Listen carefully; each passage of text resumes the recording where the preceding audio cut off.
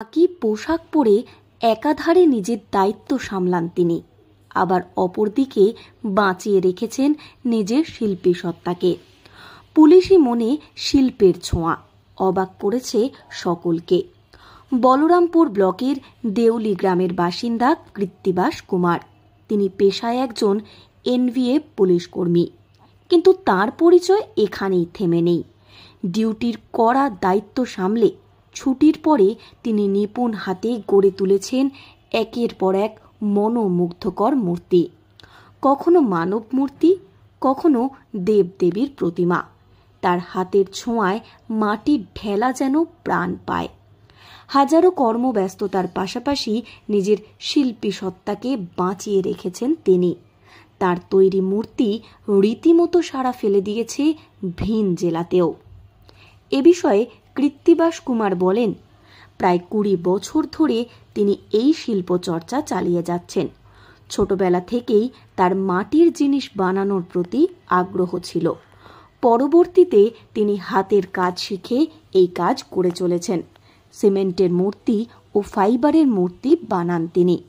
মূর্তির সাইজ অনুসারে বিভিন্ন দামে বিক্রি হয়ে থাকে।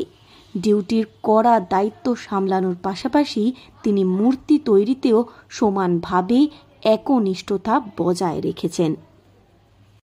এটাতে ইন্টারেস্ট আছে, আর আগে থেকে নিজেই আঁকাআঁকি করতে জানতাম। সব ধরনের যে কোনো ফটো হলেই হচ্ছে। যখনই ফাঁকা পাই বা বাড়িতে আসি সেইটুকু সময় আমি কাজটা করি আর কি। বলতে পুরুলিয়া ডিস্ট্রিক্ট বেশি এবং পুরুলিয়া ডিস্ট্রিক্টের বাইরেও যাচ্ছে আর কি। দাম মোটামুটি যেরকম সাইজ হয় সেই হিসাবে, জনটা যেমন মূর্তির হিসাবও হয় আর কি। সিমেন্টের আলাদা দাম, ফাইবারের আলাদা দাম, 5,000, 7,000 এরকম বিভিন্ন ধরনের, আরও বেশি হয়, কমও হয়। কৃত্তিবাস বাবুর তৈরি মূর্তিগুলির কদর ছড়িয়ে পড়েছে জেলার বাইরেও। শিল্পের প্রতি ভালোবাসা এবং নিষ্ঠা থাকলে তাকে যে বাঁচিয়ে রাখা যায় তা আবারও প্রমাণ করে দিয়েছেন এনভিএফ পুলিশ কর্মী কৃত্তিবাস কুমার। অনেকের অনুপ্রেরণার কারণ হয়ে দাঁড়িয়েছেন তিনি।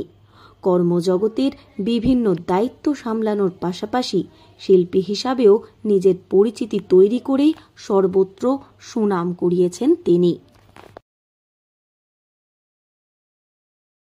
পুরুলিয়া থেকে শর্মিষ্ঠা ব্যানার্জির রিপোর্ট, লোকাল 18 বাংলা।